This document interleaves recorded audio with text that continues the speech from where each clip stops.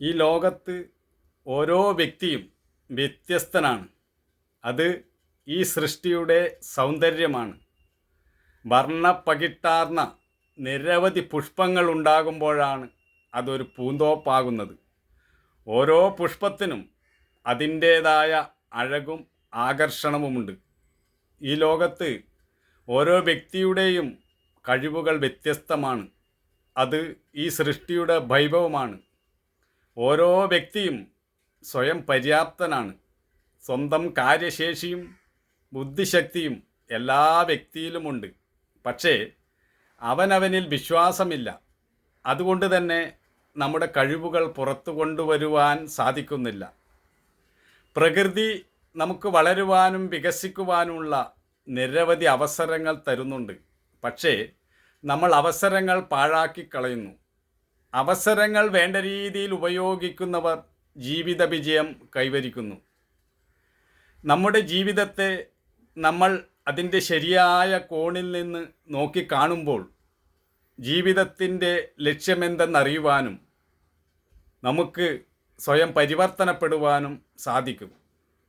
വാസ്തവത്തിൽ നമ്മൾ ആരെയെങ്കിലും അനുകരിക്കാൻ ശ്രമിക്കുമ്പോൾ നമ്മുടെ സ്വതസിദ്ധമായ കഴിവുകൾ നഷ്ടപ്പെട്ടു പോകുന്നു.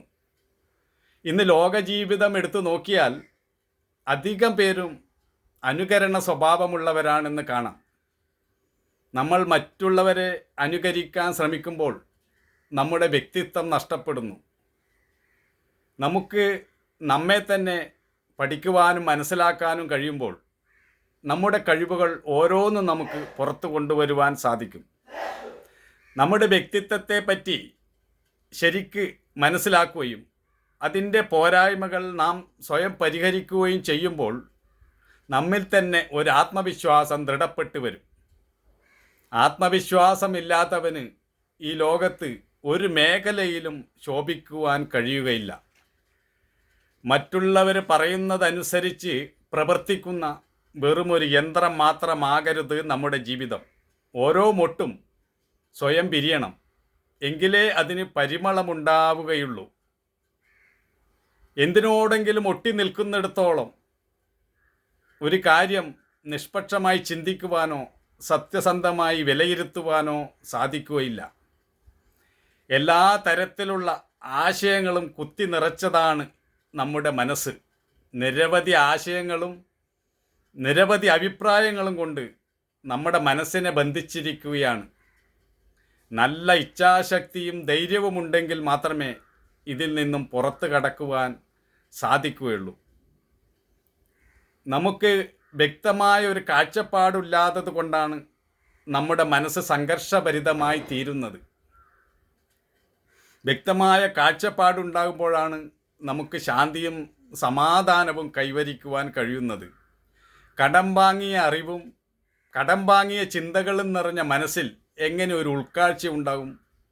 എല്ലാറ്റിനെയും യാന്ത്രികമായി മാത്രം സ്വീകരിച്ചു പോന്ന നമ്മൾക്ക് ഒന്ന് മാറി ചിന്തിക്കുക പ്രയാസമാണ്. മറ്റുള്ളവരെ അനുകരിക്കാൻ ശ്രമിക്കുന്നവർ ആരു തന്നെയായാലും അവർ പരാജയം ഏറ്റുവാങ്ങേണ്ടി വരും.